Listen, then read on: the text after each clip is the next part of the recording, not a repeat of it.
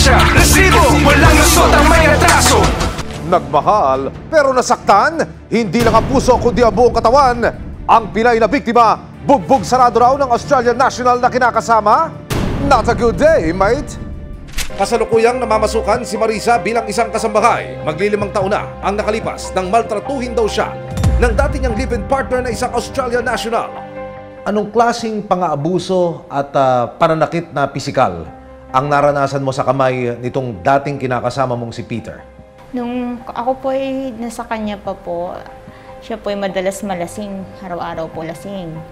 Nagsimula po yun sa cellphone na tinanong ko siya kung bakit niya itinatago yung cellphone. Nayahid niya po sa akin. Sabi niya wala daw. Binaliwala ko po.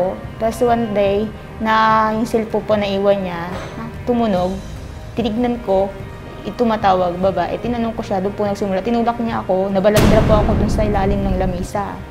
Pagkabalandra ko po doon sa ilalim ng lamisa, ginanito niya po ako dito. Hindi po ako makahinga, nakaganito po siya. Sabi niya sa akin, you're done, you're done. Paano kasi nakal nito si Peter? Ganun po. Dalawang kamay? Opo, pag ganun po ang sakal niya sa akin. Sakal? Ano pa? Bukod sa sakal? Sinuntok ka ba nito? Sinuntok po ako. Nang ilang bis po dito sa hit ako. Hindi po ako nakatayo.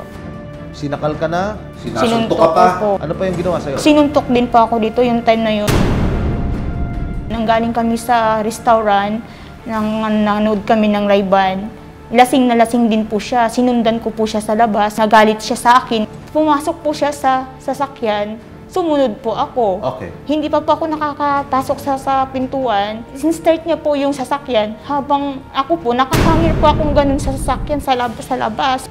Ginanito niya yung kamay ko kasi gusto niya akong ibitaw doon. Ang sabi ko, malalaglag ako, mababagsak ako. Kaya yung sabi niya sa akin, get lost, you die if you gonna die. Tapos sinuntok niya na po ako ng sinuntok dito sa mukha ko yung time na yun. Ano pumapasok sa isip mo noong mga sandaling yun? Yung mga anak ko po, iniisip ko po paano pag namatay na ako, pag disgrasya ako doon, sino mag-ano sa mga anak ko.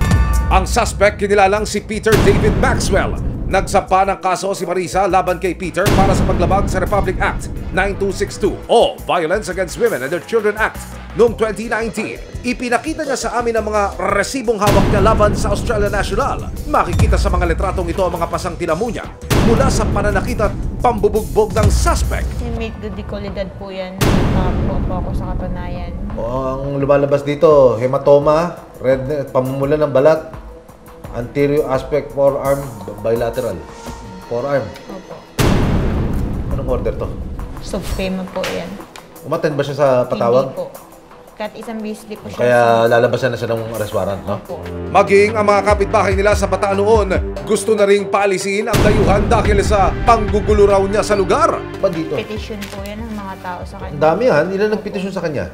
Sa 50 dalawa, po tatlo? ata. Dahil nga po, pag nalalasing siya, yun nga po, mahilig mang-insulto yan. Mahilig siya ng mga tao. Tapos pag may babaeng dadaan, minsan hipuan niya.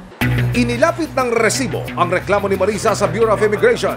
Agad na nagkasa ang Fugitive Search Unit ng ahensya para matuntun ang suspect.